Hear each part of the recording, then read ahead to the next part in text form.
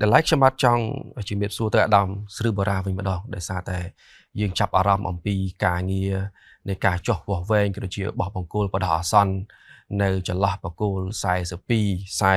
47នៅភូមិសាស្ត្រស្រុកអូជ្រៅខេត្តបន្ទាយមានជ័យទៅមុខស្រុកបាទគោកខ្ជុំខេត្តស្រះកែវហើយមួយទៀតគឺចន្លោះបង្គោលលេខ52 59នៅភូមិសាស្ត្រស្រុកគំរៀងខេត្តបាត់ដំបងទល់មុខនឹងស្រុកពូណាំរងខេត្តច័ន្ទបុរីរបស់ថៃអញ្ចឹងចង់គោរពជំរាបសួរអាដាមបូរ៉ាថាតើវឌ្ឍនភាពនៃការងារចុះបវែងនិងបោះបង្គោលបដោះអាសន្ននេះវាមានសកម្មភាពបែបណាដែរបាទសូមអរគុណលោកចំណានជាបឋមខ្ញុំបាទសូមគោរពសម្ដេចទ្រង់អាដាមទូទៅលោកស្រីបងប្អូនជាប្រវត្តិកម្ពុជាទាំងអស់ក្នុងឱកាសនេះខ្ញុំបាទសូមអនុញ្ញាតឆ្លើយក៏ដូចជាបញ្ជាក់បន្ថែមនៅវឌ្ឍនភាពការងារកន្លងមកជាពិសេសនៅកំណាត់2ដែលពួកយើងកំពុងតែចាប់អារម្មណ៍ទាំងអស់គ្នាគឺនៅកំណាត់បង្គោលលេខ42និង47ក៏ដូចជានៅកំណាត់បង្គោលលេខ52ដល់59កំណាត់42ដល់47គឺនៅក្នុងភូមិសាស្ត្រស្រុកអូជ្រៅខេត្តបន្ទាយមានជ័យទល់មុខនឹងស្រុកគោកស៊ូមខេត្តស្រះកែវសម្រាប់កំណាត់52និង59គឺនៅក្នុងស្រុកកំរៀងខេត្តបាត់ដំបងរបស់យើងទល់មុខនឹងស្រុកពងណាំរនខេត្តច័ន្ទបុរីរបស់ថៃដោយបងប្អូនប្រជាពលរដ្ឋយើងបានជ្រាបរួចមកហើយថ្មីនេះគឺនៅថ្ងៃទី26ខែវិច្ឆិកាឆ្នាំ2025រដ្ឋលេខាធិការដ្ឋានកិច្ចការព្រំដែនបានធ្វើសេចក្តីប្រកាសព័ត៌មានមួយអាចថាជាការ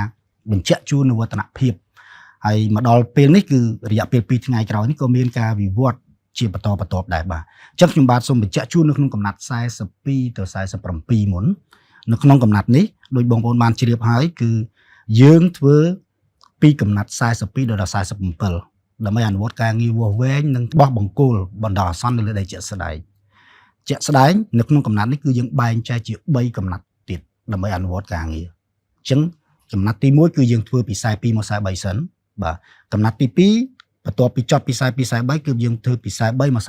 46ហើយនឹងចុងក្រោយគឺយើងធ្វើពី46មក47អញ្ចឹងសម្រាប់វឌ្ឍនភាពសម្រាប់កំណាត់ពី42 43បងប្អូនបានជ្រាបរួចមកហើយថាយើងបានខុសរូបថតពីលើអាកាសណាដោយប្រើ drone ហើយដែលការងារនេះគឺបានបញ្ចប់នៅថ្ងៃទី26អញ្ចឹងថ្ងៃទី